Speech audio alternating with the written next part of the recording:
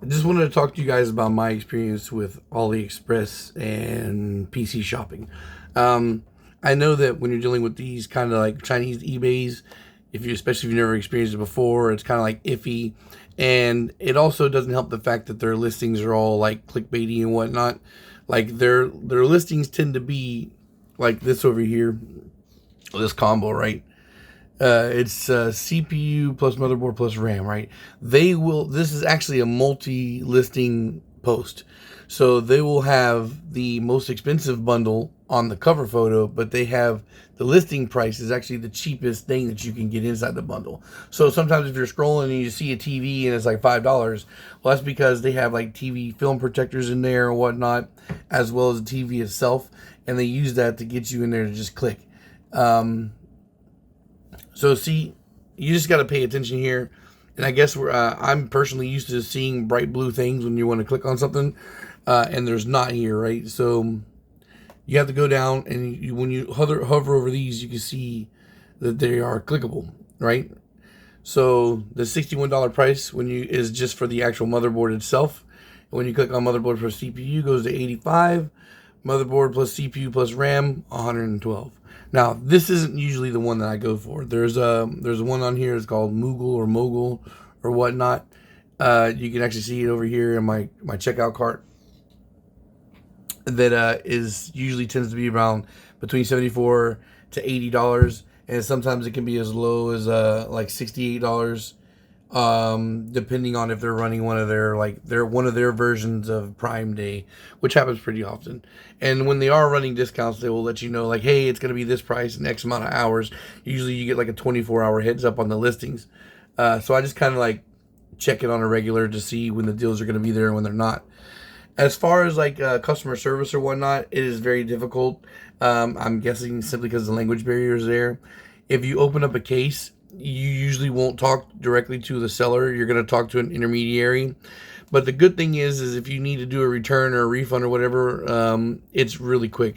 Like I had got a situation where I did order a combo and only got a CPU. I was pretty pissed off about it.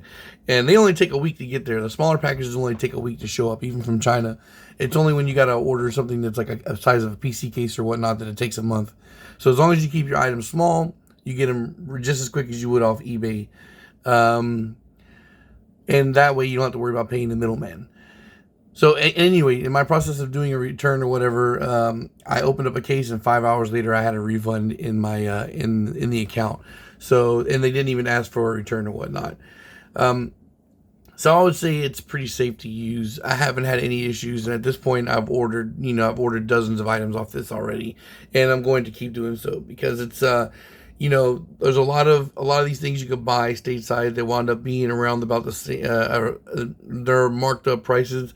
Now, if in this case, if you get this motherboard, it's about the same price as you would buy a motherboard locally.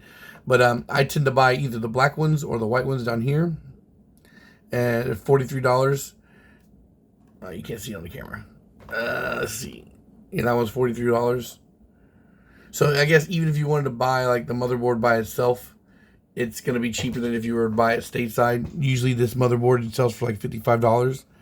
The only thing is like, once you start breaking these three items down individually, CPU plus RAM plus motherboard, even if you get like the motherboard for $55, and the CPU is only $16. Now we're talking about stateside prices here.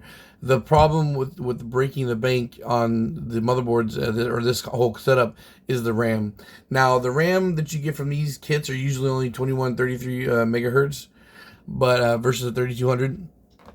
But even if you look for that same megahertz RAM stateside, you're still going to want to pay in like 20 something dollars to get anything close to that. And by the time you rack up the $20 plus the 16 and the 55, you're looking at around $90 to $100, versus you getting $70 or $80 even. I've never paid more than $80 for a bundle on AliExpress. So at the end of the day, like if you're really trying to pinch pennies, like you're really trying to get it as cheap as you can go, you're just not going to beat AliExpress. And as far as how the RAM performs, I've used those 2133 megabyte or megahertz RAMs in a bunch of setups, and I've also used the 3200, and I can't tell any difference in performance. Yeah, because there was one day, there was one time where I built one that I used, I think it was my first white build. I used a 3200 megahertz RAM, and then I wound up using them again in a black build later. And again, I can't really tell any performance difference using the same CPU and GPU versus the different RAM. So yeah. Anyway, I thought I would just talk about this real quick to see if I could help clear up anything or anybody trying to PC shop AliExpress. Oh yeah, and these a lot of these motherboard kits come with a cooler mount, like a CPU cooler mount, and you can find CPU coolers on here as cheap as $6, which I haven't seen anything like that stateside that actually works well. The cheapest one I ever bought from Amazon was a big old fan that looked awkward, and it was $9, and it performed very, very poorly. Like CPU temperatures got up to 100 degrees Celsius while gaming, versus the AliExpress CPU cooler, which is a radiator style, and it cooled like in the 70s, 80s under maximum settings. All right, guys. So thanks for watching, and peace.